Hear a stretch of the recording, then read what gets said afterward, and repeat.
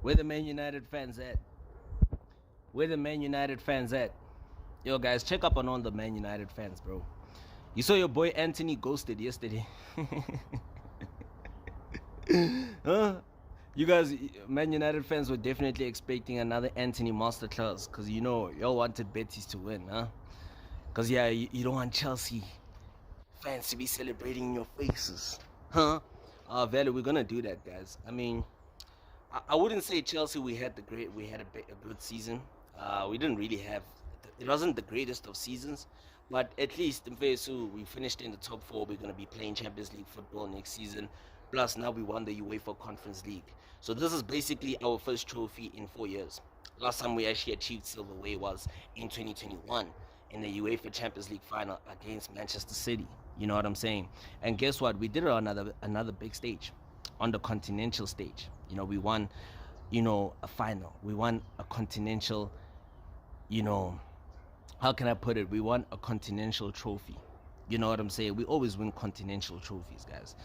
I think it's now in Chelsea's DNA. Since that Champions League victory in 2012, Chelsea have now gone on to win 5 continental trophies. There's 2 Champions League trophies, 2 Europa League trophies, and now a Conference League trophy.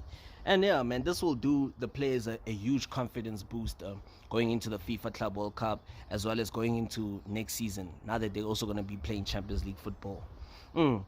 But hey, guys, I mean, check up on all the Man United fans. I mean, still on Anthony. Anthony, man, he didn't do anything.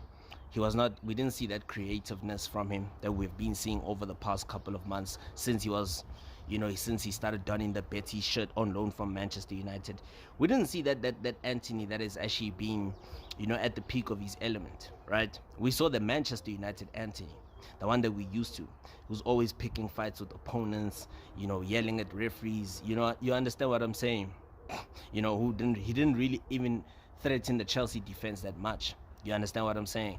Because if you think about it, he only had 35 touches, if I'm not mistaken, throughout the game.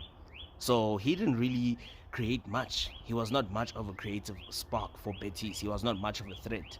The guy who was actually a threat was actually Isco. Even at his age, I mean, you can tell that Klaus is actually permanent. You understand? He's the captain. He's the captain of the club.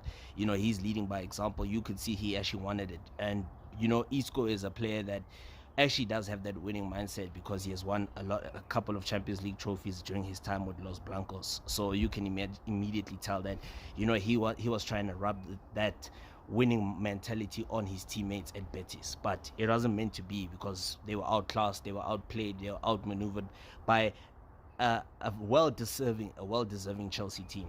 I mean, inspired by Enzo Fernandez. I mean, what a player he is, man.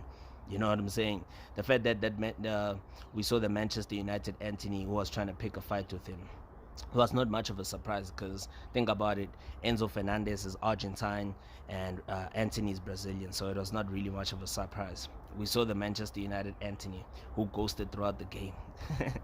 Yeah, shout out to Chelsea though, the pride of London.